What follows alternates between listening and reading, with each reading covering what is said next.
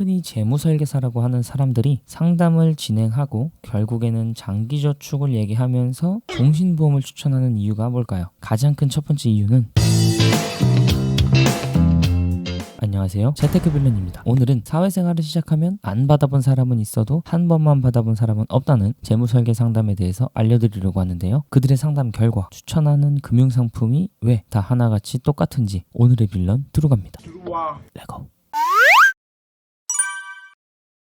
이 영상을 보시는 분들 중 재무설계 상담을 받아보신 분들도 계실 거고 아직 안 받았거나 이제 받아보려고 하시는 분들도 계실 텐데요. 우선 저는 무조건적으로 재무설계사분들을 불신하고 욕하는 게 아닙니다. 단지 여러분이 금융에 대한 지식도 없이 본인들 이익만 생각하면서 실제로는 돈도 없고 허세만 가득가득한 그런 분들을 잘 걸러낼 수 있길 바라는 마음뿐입니다. 흔히 재무설계사라고 하는 사람들이 상담을 진행하고 결국에는 장기저축을 얘기하면서 종신보험을 추천하는 이유가 뭘까요? 가장 큰 첫 번째 이유는 그들이 보험설계사 자격만 가지고 있기 때문입니다. 재무설계사, 자산관리사라고 하고 다니지만 사실 그냥 보험설계사이거든요. 그렇기 때문에 본인이 직접 설계를 해주고 컨설팅 해줄 수 있는 금융상품이 보험상품뿐인 겁니다. 물론 보험상품들 중에는 변액, 연금, 보장성 보험 등 다양하게 있습니다. 하지만 그 중에서도 종신보험의 수당이 가장 크기 때문에 종신보험을 추천하는 겁니다. 다음 두 번째 이유. 정작 본인들도 투자나 저축을 제대로 못하고 모릅니다. 일단은 알아야 알려주고 추천을 해주겠죠. 근데 정작 본인들 돈 관리도 제대로 못하고 있습니다.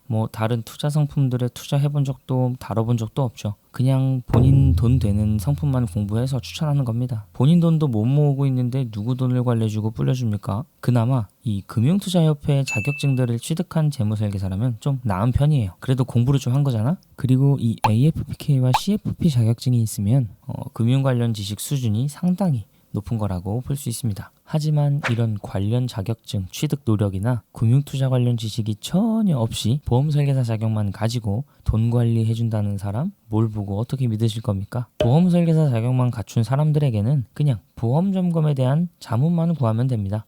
실비보험이나 암보험 이런 거 설계 받으세요. 자, 그럼 제 얘기를 듣고 재무설계 상담받기에는 좀 꺼려지고 그치만 돈 관리는 해야겠고 어떻게 해야 될지 모르겠죠? 제가 알려드리겠습니다. 다 지식은 없고 허세만 부리는 사람들은 아닙니다. 이 중에서도 열심히 공부하고 진짜 고객분들을 위해서 이것저것 잘 알려주시는 분들도 많이 있습니다. 그래서 나는 상담을 한번 받아보고 싶다 하시는 분들은 만나면 외제차 탄다고 돈 많겠지 하지 말고 통장 잔고나 주식 계좌를 한번 보여달라고 해보세요. 요즘 카푸어족 흔하잖아요. 신뢰라고 생각할 수도 있지만 이게 신뢰의 증거가 될 수 있죠. 아니면 보험 상품 말고 다른 안전한 투자 상품들 위주로 추천받고 싶다고 한번 해보세요. 그러면 아마 대충 설명하다가 장기저축의 중요성으로 자연스럽게 넘어갈 겁니다. 그리고는 추천하겠죠. 종신저축.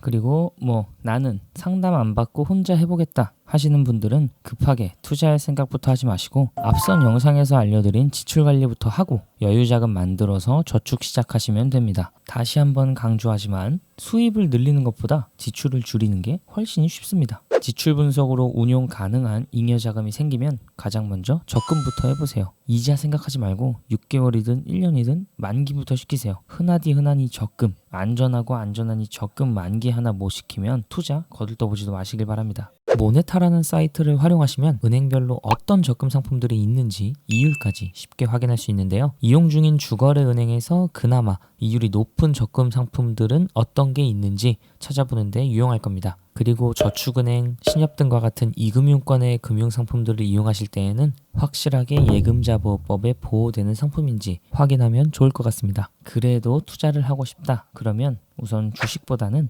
채권이나 펀드를 먼저 해보는 것을 추천드리는데요. 이 채권은 투자 상품 중에서도 안전한 쪽에 속합니다. 이 채권의 발행처는 주로 정부나 공공기관, 큰 기업들이고 정해진 이자를 받을 수 있기 때문에 손실에 대한 위험도 적습니다. 하지만 이 채권도 세분화하면 리스크가 동반되는 고위험 채권들도 있으니 잘 체크하시길 바랍니다.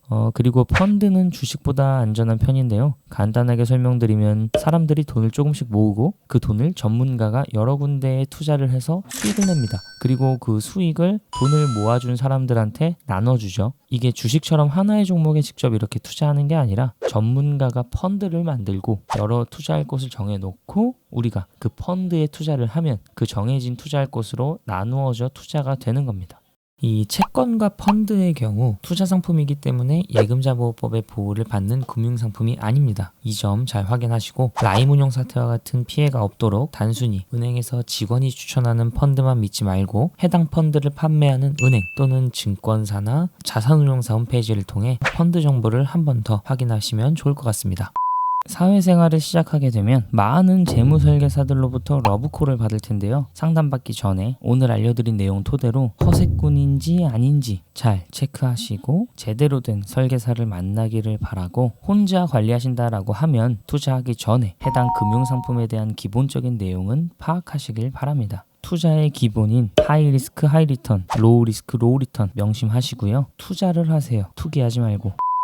오늘의 빌런은 여기까지입니다. 항상 건강한 투자하시기를 응원하고요. 오늘 영상이 도움되셨다면 구독과 좋아요, 알람 설정까지 부탁드리겠습니다.